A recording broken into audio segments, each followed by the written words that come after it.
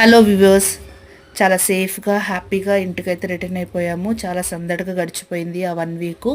Fresh అయ్యేసి ఎక్కడవి అక్కడి నేను సర్దుతున్నాను. మా పిల్లలు చూశారు కదా, 2 గోళీలు తెచ్చుకున్నారు. వాళ్ళకి చాలా ఇష్టం అంట. ఈ జనరేషన్ పిల్లలకి అంతగా తెలియదు కదా ఈ ఆటలన్నీ, అందుకని తెచ్చేసుకున్నారు. నేను ఇక్కడైతే కొద్దిగా షాపింగ్ అయితే చేశాను ఊరి దగ్గర.